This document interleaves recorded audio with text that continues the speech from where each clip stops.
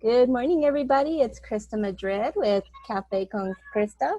And today I have my best buddy from second grade, Renee Bodry. Hey, Hello. Second grade, that was just a couple years ago. that was just a few years ago. We don't talk about that. Well, we don't talk about that. I don't, because when you do, you talk about my little ponytails and my little growling and all that jazz. Yeah, you were mean. I was mean. I'm the bad influence, clearly. I understand that. I get it. I accept it. What have Yeah, we done? We've done some crazy stuff. Gosh, we've done some crazy stuff, all because of my stupid bright ideas, including signing two I death saw. waivers, right? Yeah, I saw the headband for that the other day. In fact, JJ had it on, and I was like, I kind of miss doing those stupid tough mutters. It's like maybe I need to do one again. And Brandon just looks at me. He's like, "You have some training to do." I'm like, "Yeah, I know." Well, It's thanks, like babe. I love those you things were too. those things those things were brutal. I was like, the first one I hurt my ankle, and the second one Krista hurt The hers. first So mile, neither one golly. of us could walk well. Yeah, you jacked yours up right away. At least mine was like on mile 9 or something. Well, you know what? That should teach us a lesson. And you think we learned? Not so much. We were in semi shape and we were over here killing ourselves to overcome these obstacles. Then, just because we knew we can, we'd sign up for all these half marathons. There was a time where I was running and training, but then that stopped and was still running and messed myself up again. What a dummy. Yeah, How many half marathons do you think we ran together? Gosh. I don't know that. In 2014, I did 6 of them.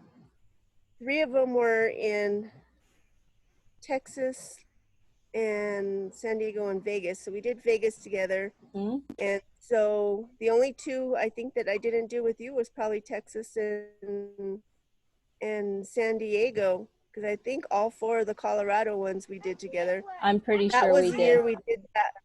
That was the year we did that gopher one. Oh my That gosh. was the worst one. Remember, we come around the pond. We come off the road and we go around that pond, and all of a sudden we're like stomping through mud. Mud, Like it frozen was like a mud. mud march. You couldn't even run anymore. Yeah, and it So was when we get cold off of that, and I'm like running back in the road, and it's raining, I'm like trying to find puddles to run through just to clear the mud off my shoes. because it's That was heavy. horrible. I Yeah, think but that's also the year somebody hit my car. yes, they did. But I broke my glass to that the other day. I was all sad. I was like, I really earned that glass. I I can't even broke it. tell you where my glass is. I have no idea. It's probably in a secondhand store somewhere. Maybe in Yeah, I held on a to it because bar or something. that was such a glass to earn. I was like, God. It was. I still have the medal though. The medal I'll never Yeah. get rid of, and I still have my oh gosh, the placard they give us. What the heck are those called? Race bibs. Oh, my race bib. Yeah, I don't even know where all my race bibs are. Crazy, But I crazy, have all my crazy. medals hung up by the bed. I need to get I something to know. hang my medals on. They're on a hanger. Oh, Brandon made mine. I'll have him make you one. Oh, that would be sweet.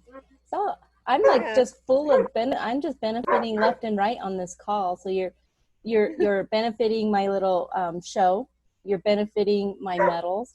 You're benefiting my I'll think about doing that again.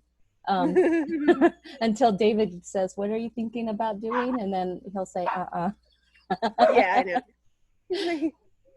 Well, I have to thank you so much for being on this little episode with me. And the whole purpose of this episode is to highlight the Wonder Women of my life. You're certainly one of them. We are all in different places in life. Some of the Wonder Women are way beyond me. Some of them are right there with me. Some of them are still coming up. And I would say you're probably right there with me, if not exceeding me. But, you've been a hero like as long as I can remember. I hope I don't start crying on you. But you've been a hero to me for a long, long time. And, the whole point of this show is to share with people that no matter how good we might look like we have it or how bad we might look like we have it, we're just everyday normal people who go through everyday crap, and we choose to just get up and pick ourselves up and try to rise above it. So that's the whole purpose of this. That's true. And I totally thank you. So my first question to you is, who are you? Who is Renee Bodry? I'm a determined pain in the ass, probably is the best way to say it. I Um, love that. it's pretty true. I don't give up easy on stuff.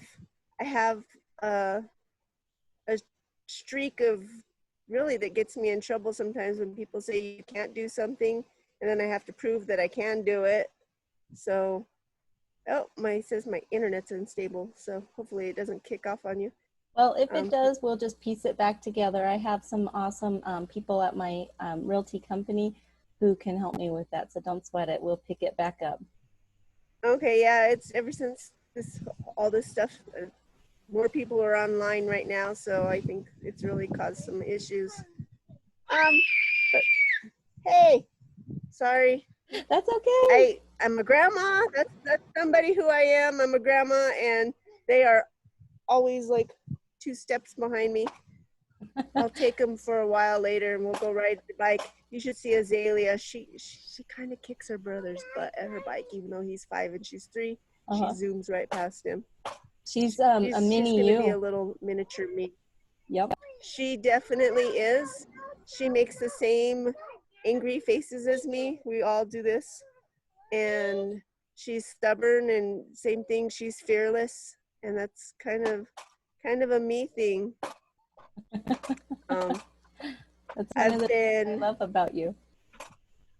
Yeah, I don't know. I had years ago, I was shopping for my girls, and they were probably, Hannah was a baby, Mika was 6 or 7, and Kendra was, about 5.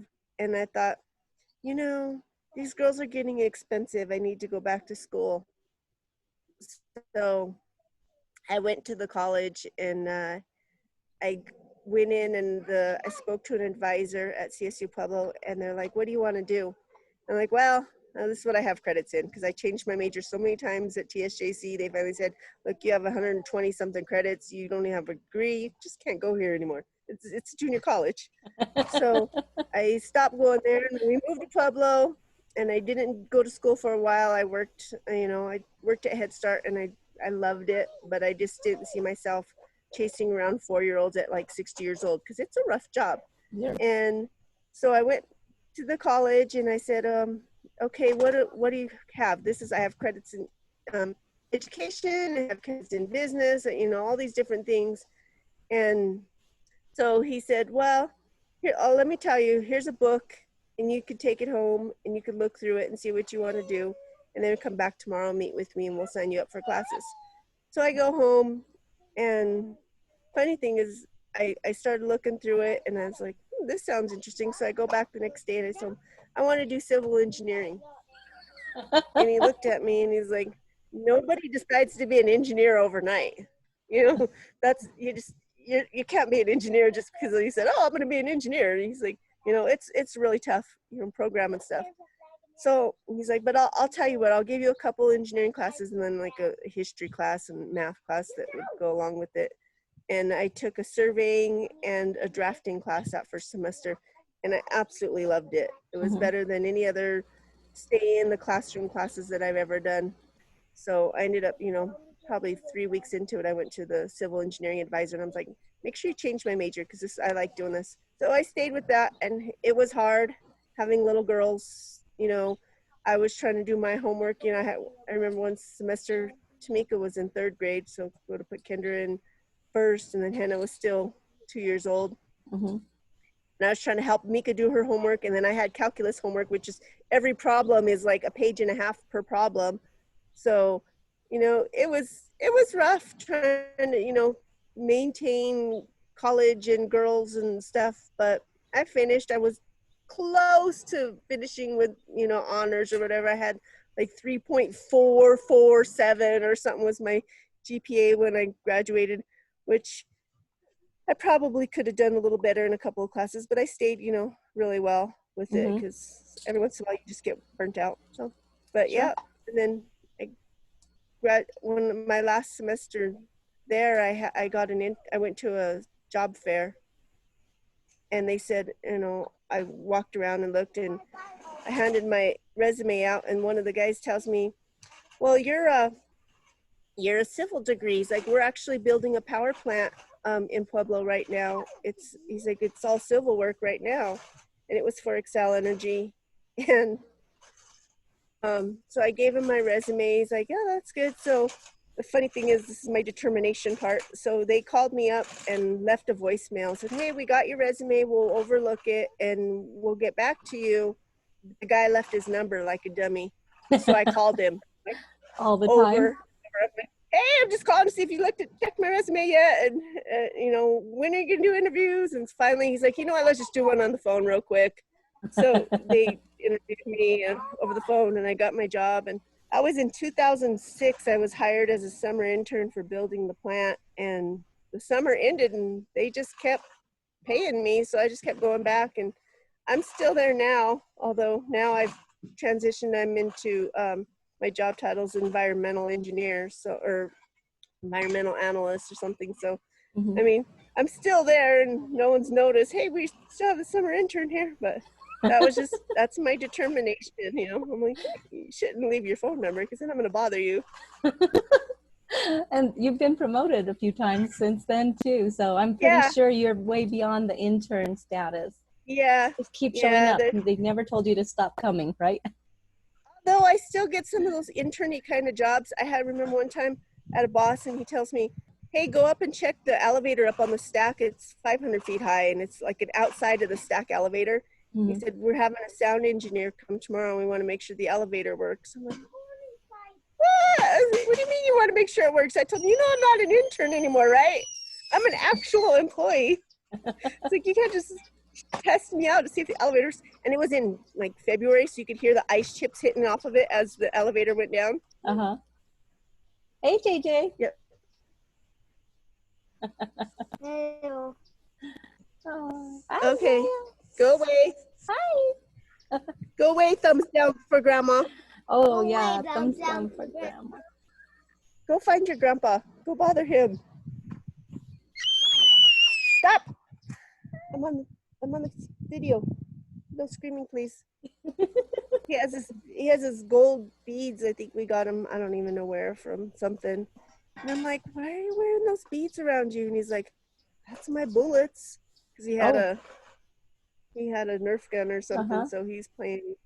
So yeah, I G.I. didn't Joe. realize that beads were all individual, just like in the movies. They have those belts that have their bullets on them. That's what his beads were. Okay, sorry. Hey, whatever works. He's So, got a crazy imagination.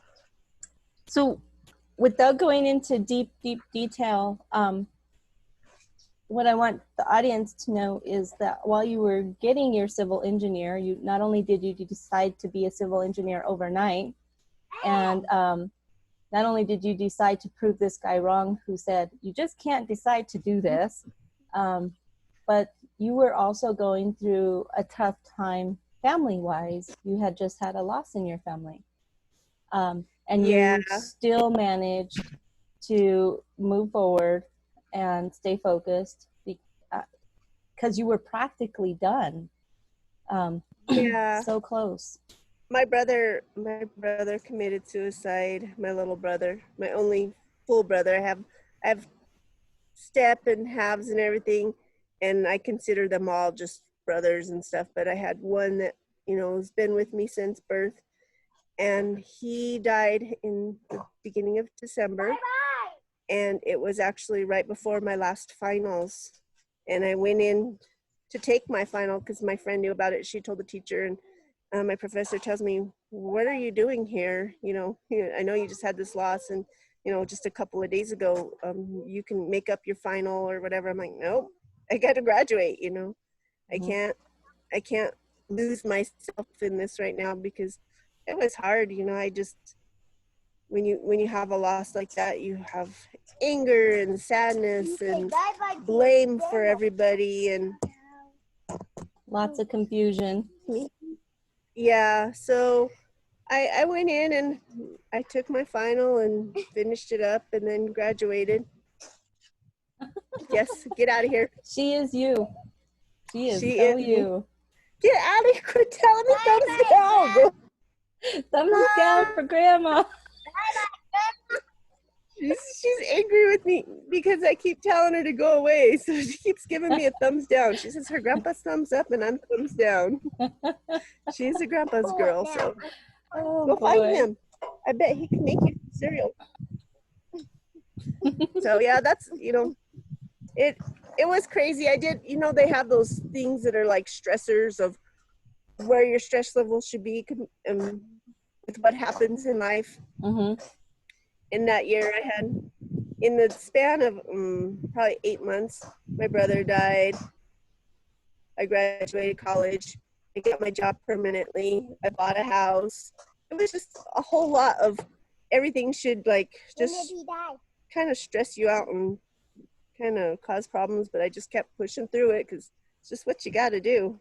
Well, it shows to me, what it paints to me is that there was this entire storm going on around you, and you chose to stay in the eye of the storm because that was the safest place to be. You could easily got swept away and blamed life, blamed whatever situation was going on for your failure or for your quitting or for whatever, and you didn't.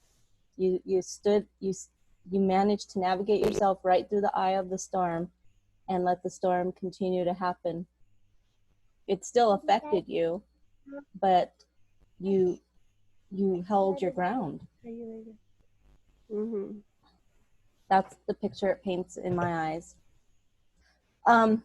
So that actually answers the second question. What hurdles have you had to clear to get where you are today? Let's get past that.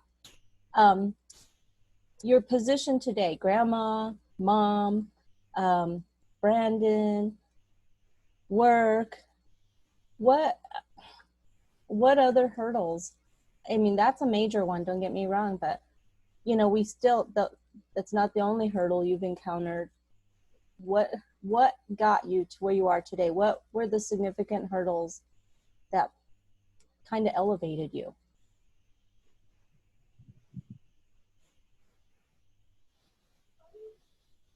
Sorry, you kind of cut out and I lost you there for a second. I heard all right. hurdles.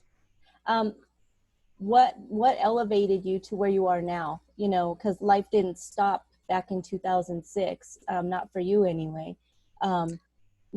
You had to keep going, and now here you are.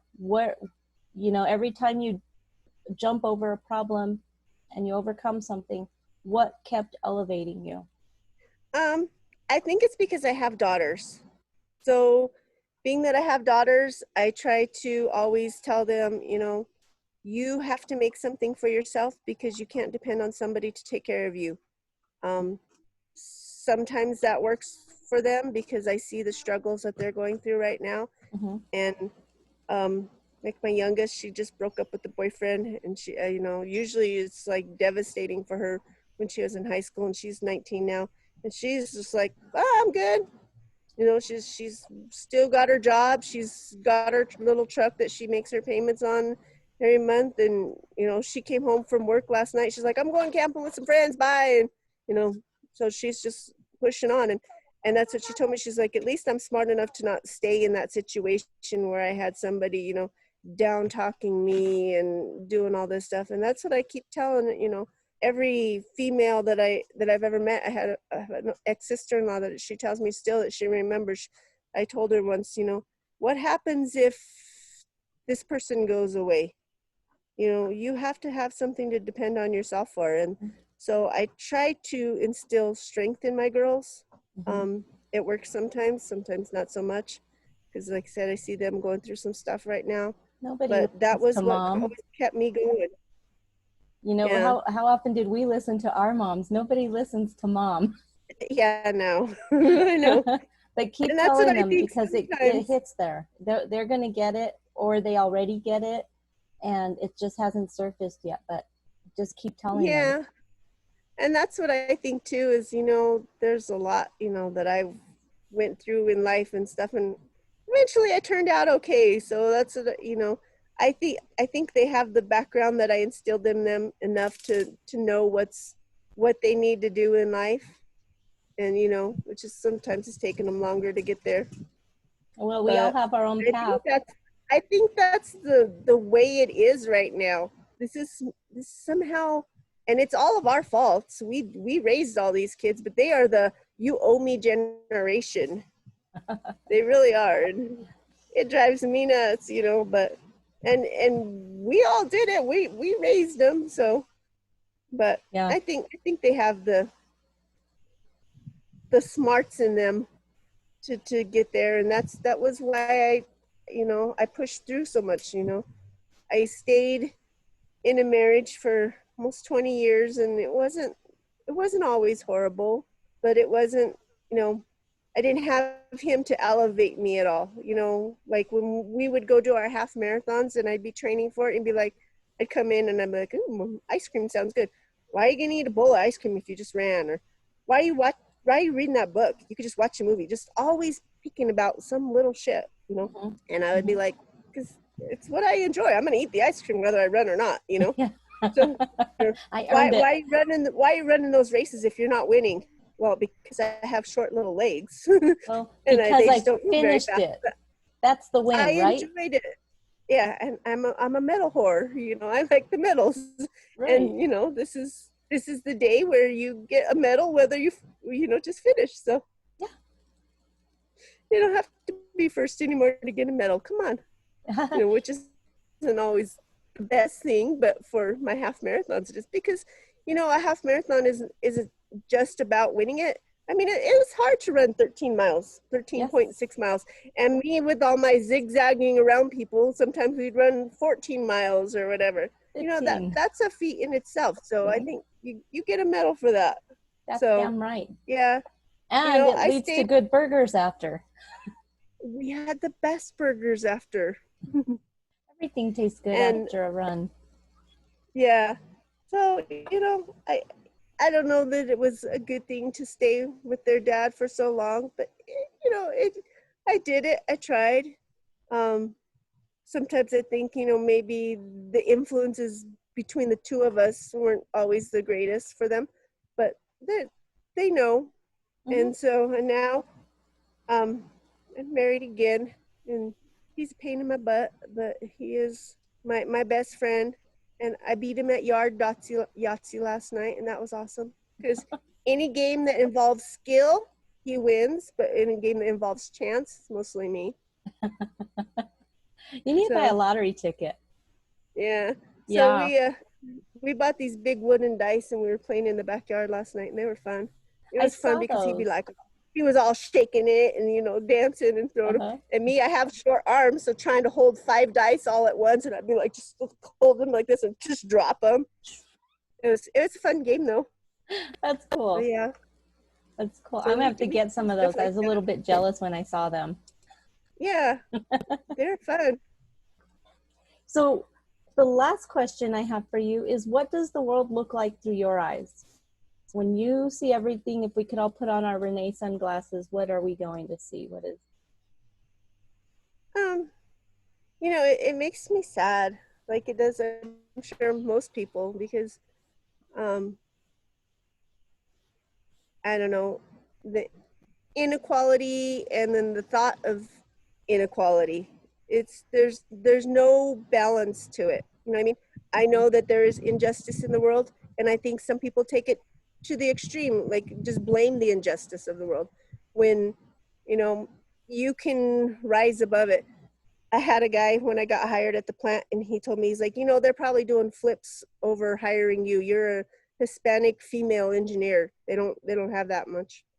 He's like, so they hit the jackpot with you, and I'm like, I don't think it has anything to do with me why I became a Hispanic female engineer. It's just something I wanted to do. Um, it I was driving yesterday, and I was at a stop sign, and there was all these people protesting with signs, and it was all save our children and stuff. And it like brought tears to my eyes, because I'm like, it made me sad thinking about all these kids out there that are going through that. You know, you read stories all the time of people that are doing all these horrible things to kids, and it just makes me sad sometimes, the world. But I do think that there is so much more good in the world than people realize. Mm-hmm. And people focus on the bad so much that they don't stop to see all the good. Because you can see, like, I mean, people like always on, I'll be on a Facebook in Pueblo West or whatever.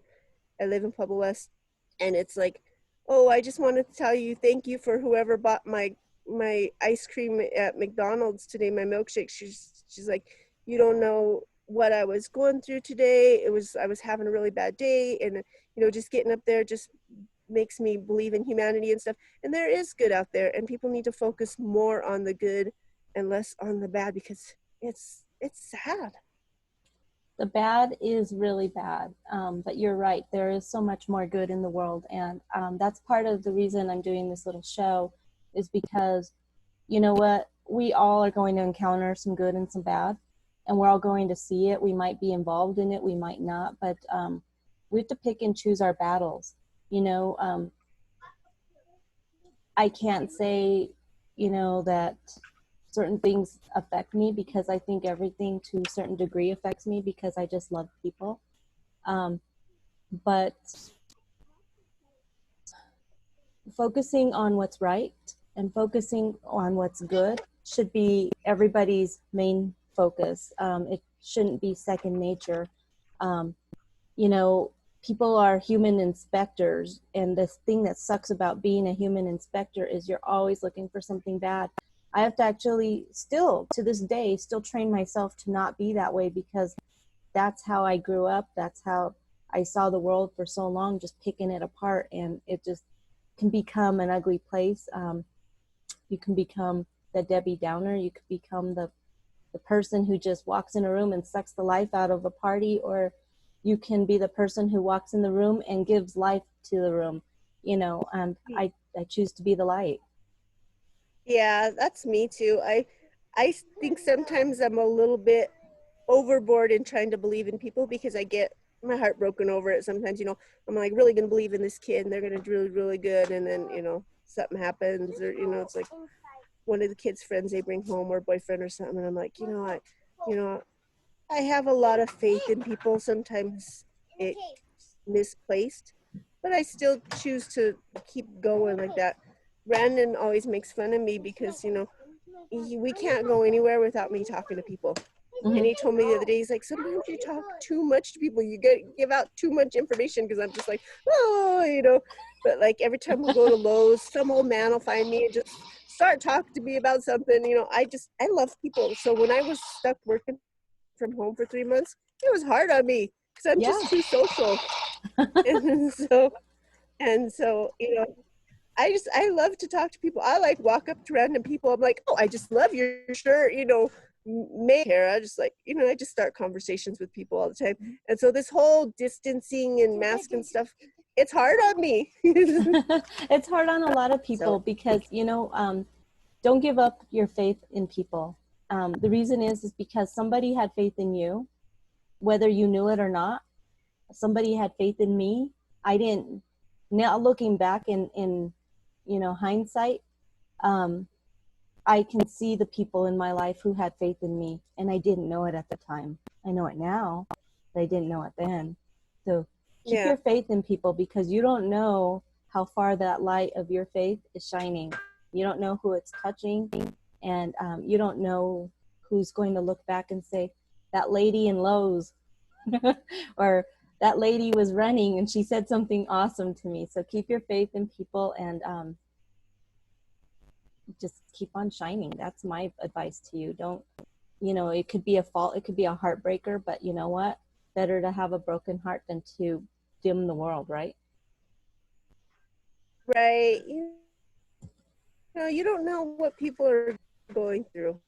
Right, right. Going honestly, people don't put out things good and everything in real life. They're not. So, you know, just to have that one nice thing to say to someone, you know, might make a difference, you know. I don't know. Or it's just me, you know, just my silly, happy self. Well, keep being your silly, Until you happy make me self. mad, because once you get on my bad side, it's very hard for me to lose that grudge. Hmm. I will admit that. Well, that's one of the things that also helps us grow. And as we grow, that's a skin we shed. Yeah. Yeah, absolutely. Well, that's it. That's all I had for you. And thank you for sharing everything with me and with our audience too. And thank you for being one of my best buds in the whole world. I love you to pieces. Well, you know, when you asked me to do this, I had no idea what you were asking, but I half the time, you know, in eighth grade when you said, hey, let's run away from home, or, you know, when we're in our 40s and you said, hey, let's do a tough mudder, or, you know, I just like, okay. I tell you, I'm the bad I influence. I would do anything with you. Well, no, and that's why I needed you by my side when I got married. You know, that's Hmm. why you were my maid of honor, because you are that little bit of influence in me, and I see you know your life and how well you and David are doing and stuff, and so that's why I wanted you next to me. You know, to give me some of your love luck for my new marriage. Well, we've had our struggles too, but we are stronger than ever. And I wouldn't change any of it.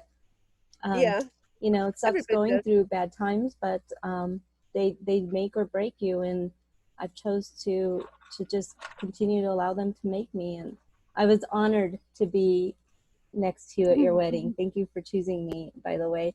And I was quietly thinking during the ceremony, this is funny because I think this is going to be the first time I'm telling you this. God, please don't let this go south because I don't want to be the bad influence on this one. Oh, your fault. You damn Krista. No, It's all I right. you've No, we're been loyal through and through over the years, and you're one of a kind because I'm, you know, most people would have said, forget her. Yeah, I know her. Or, hey, I used to know her. But you're like, nope, that's my family. I chose her. yeah. When I didn't talk to you, when I didn't see you, when you moved away for a long time, I missed you. I I'm missed you glad that we too. have each other back, Me too. even if it's over Zoom. Well, it doesn't have to be, and we do need to get together more often. But I know you're a We busy will. woman, so we'll All steal these right. moments when we can. All right, I'm going to go ahead and shut down the video, and I'll be back with you in a minute. Everybody, Renee Bodry, I'm very proud and honored to All right. present her I to love you, you. and thank you. Okay. Love you.